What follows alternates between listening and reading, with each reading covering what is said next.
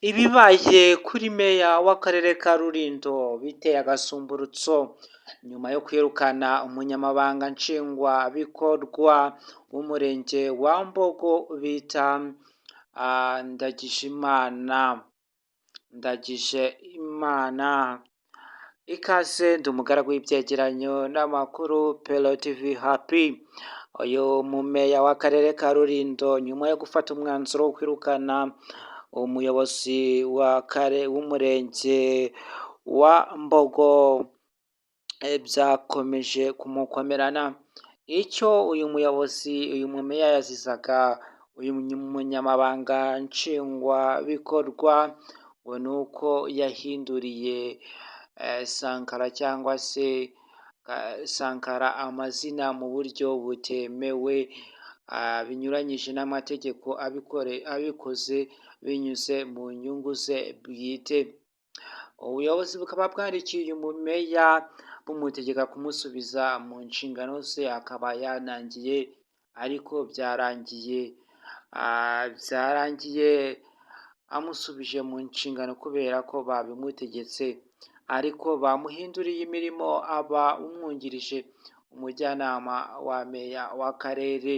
Ese kubera iki ubuyobozi wari wabwanditse buvuga ko buhinduriye uyu munyamabanga nshingwabikorwa w'umurenge wa Mbogo, kuki bamuhinduriye bakamugira uwungirije meya w'akarere ka Rulindo?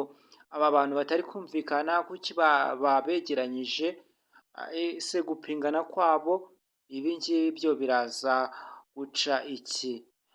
Biraza guca iki mu buyobozi? Kuki ufata umwanzuro nk'uyu ntibamujyane, wenda umwe bamuvane mu karere bamujyane mu kandi, cyangwa se bamuvane mu murenge bamujyane mu wundi, none bakaba babegeranyije bakabahanganisha kubera iki? Ibi ngibi biratera ikibazo gikomeye.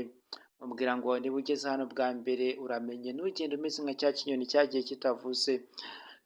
Niba wahageze kora subscribe, like, comment, ibyifuzo n'ibitekerezo ni ingenzi. Ikindi twamamariza ubuntu, wadusanga kuri Pelo TV Show. Dufite ibihumbi by'abasubscribers cyangwa se abantu badukurikirana.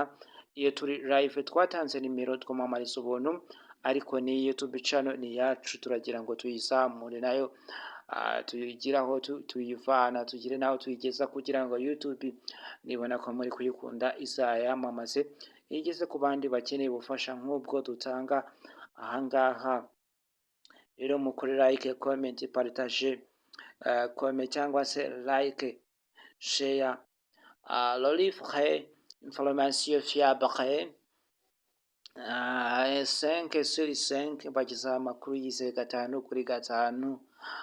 Okay, rero uyu munyamabanga nshingwabikorwa bakaba bamugize uwungirije meya w'akarere ka Rulindo, kandi yamuhize cyane, amwirukana bitunguranye, ashaka kumukura mu nshingano z'ubuyobozi, birangira bamumwegereje.